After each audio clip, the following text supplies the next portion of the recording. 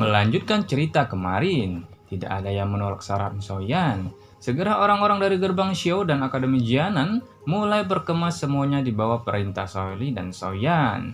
Tidak lama sekelompok Soyan meninggalkan Kaisar Hitam, berita keberangkatan mereka dengan cepat ditransmisikan ke sekte Kaisar Hitam. Scene pun berganti. Ekspresi Montian King acuh tak acuh saat dia mendengar laporan mata-mata di dalam ruangan pertemuan. Tidak disangka bahwa Xiaoyan ini sebenarnya telah berkumpul dengan gerbang Xiao.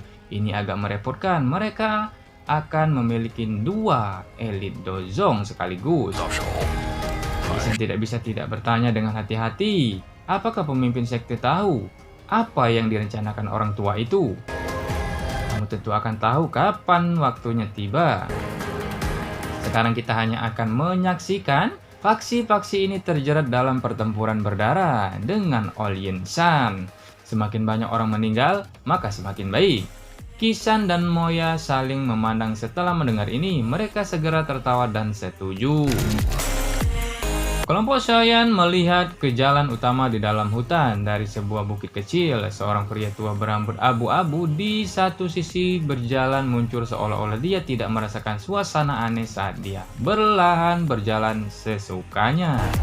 10 angka manusia ditambah dengan cepat meminjam lingkungan gelap dan muncul di sekitar All Yin San. All Yin San tidak menunjukkan kepanikan sedikit pun dalam menghadapi serangan oleh beberapa orang ini. Sebuah pilar doki yang mengejutkan keluar saat dia mengangkat tangannya. Siapapun yang diserang oleh pilar doki ini akan segera memuntahkan darah dan kehilangan nyawa mereka kecuali seorang ahli di kelas Do Huang. Seorang elit dozong sebenarnya sekuat ini. Tatapan Soyan tidak bergeser karena keburaman yang meresap ke udara. Dari awal sampai akhir tatapannya dengan tegas terkunci ke tubuh All Yin San.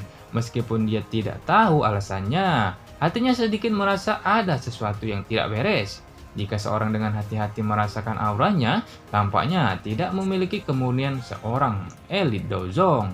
Dokter peri kecil ragu-ragu sejenak sebelum tiba-tiba dia berkata. Soyan awalnya terkejut ketika dia mendengar ini, sebelum ekspresinya segera berubah.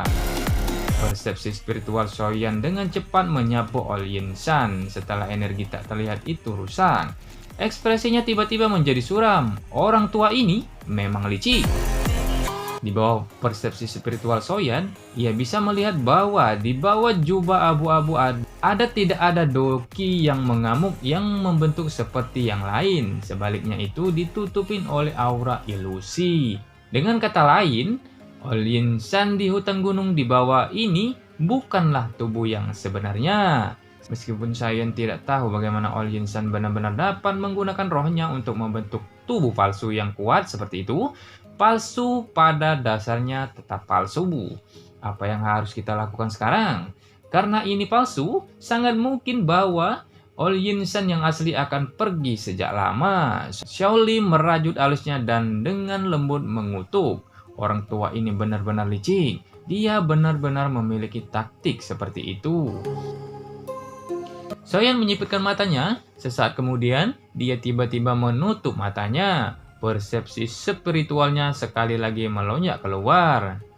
Namun, kali itu tidak terburu-buru menuju All Yin San. Sebaliknya, itu terus berlama-lama di atas langit dan berulang kali dipindahin ke sana kemari.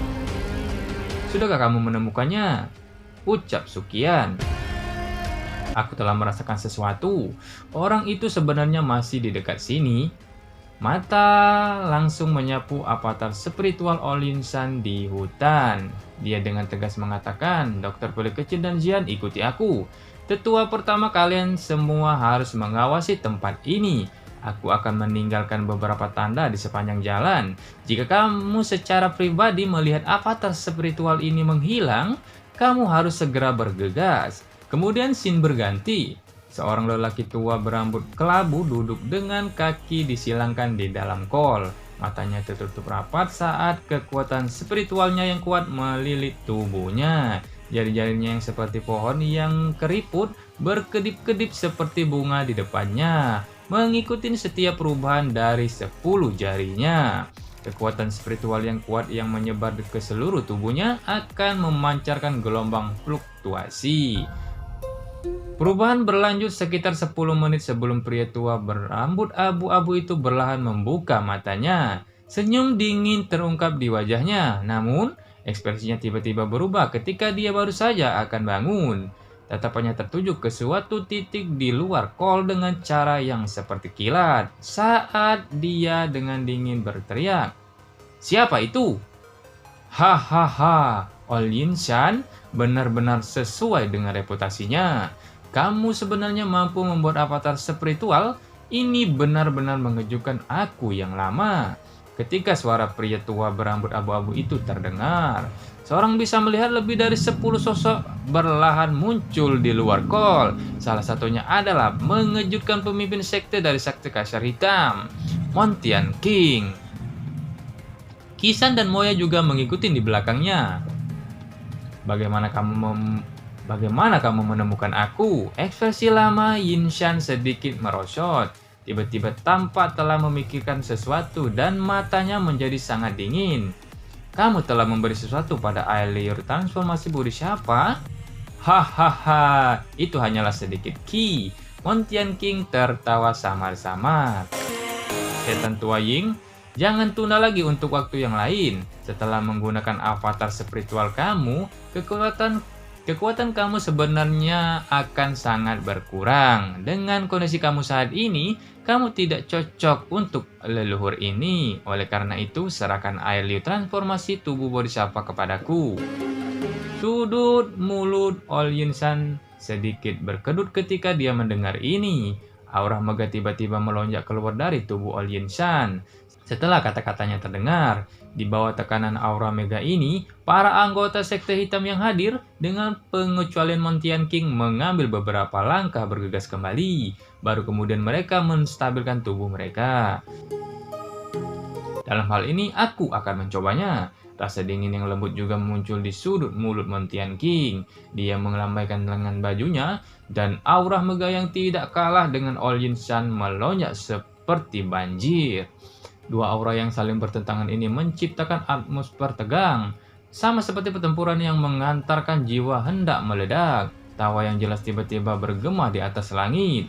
Hahaha, tidak disangka bahwa pertunjukan sebenarnya ada di sini. Aku hampir melewatkannya.